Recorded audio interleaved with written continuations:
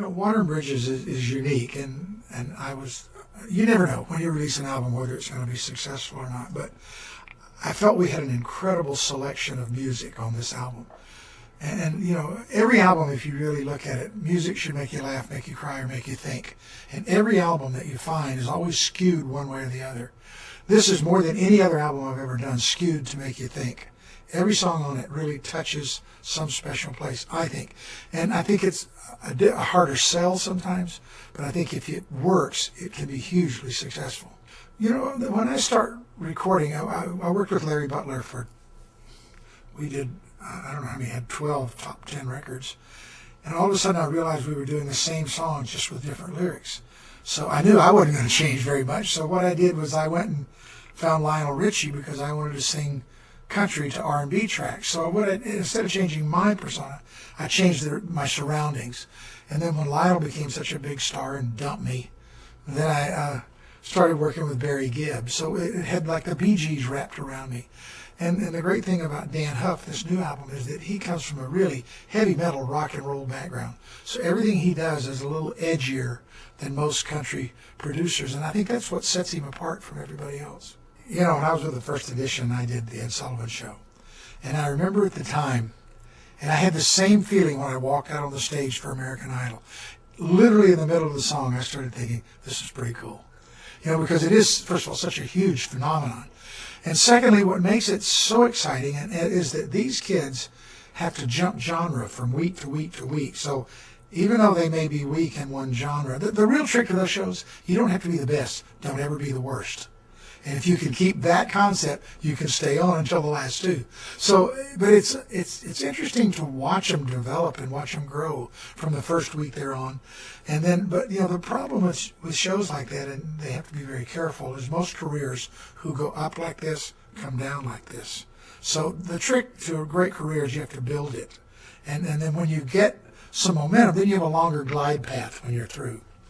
And Nashville Star was wonderful. And the thing I like about it is that they got to sing country music every week. So they just had to pick the best country songs in the world. And I love the talent. I love when I walk, I've been doing this for 40-something years.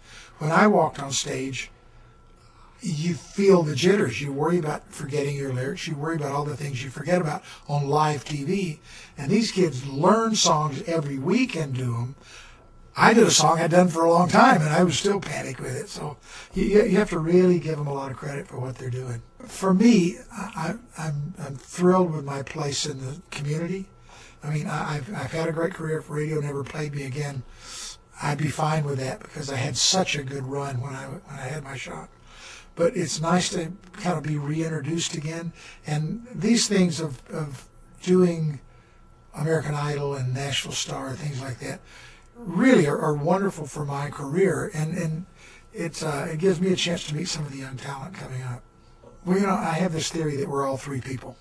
We're who we think we are, we're who everyone else thinks we are, and we're who we really are. And the closer those three people are, the longer your career can last, because you're not acting. You are who you are.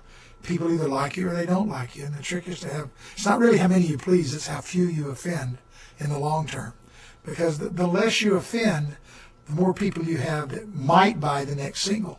So I think that's really been, if you look at people like Dolly Parton and Johnny Cash and Merle Haggard and all of those guys, Willie Nelson, they are who they say they are. And they live with the people that don't care for them because they know there's enough people who will. When we're on tour, actually, we end up being, we go to movies literally every day. I absolutely love going to movies. It's a great use of my time, I think. I don't rehearse anymore. I've done that enough. Well, first of all, Chris has been taking acting lessons for the last 2 or 3 years. He's actually very good. This video didn't really give him a chance to do what he does, but it was funny because we called him and he said, "Chris, we need this young stud to be in our video." And I said, "And I want you to know something. We've hooked you up with this really hot chick." And I said, "But I want you to remember something. Every time she kisses you, she's acting." And it was like I stabbed him in the heart. Now, he could never get any satisfaction from it now. But he's, as a father, the most you want to ever be able to say is he is really a good kid. He is such a sweet soul, and I'm so happy for him because he's in such a good place in his life as well. You know, the interesting thing is that success was never really what was important to me. It's never what drove me. And when I speak to kids, I tell them, look, if you're in this for the money, don't bother getting into it because you won't last long enough to make the money. If you're in it because you love music, then you'll go through all the ups and downs, and you'll enjoy the downs as much as the ups. But you've got to kind of stick around long enough for success to find you. And I think that's what happened to me. I loved what I was doing, and when one thing fell apart, I just found some other way to go, another direction.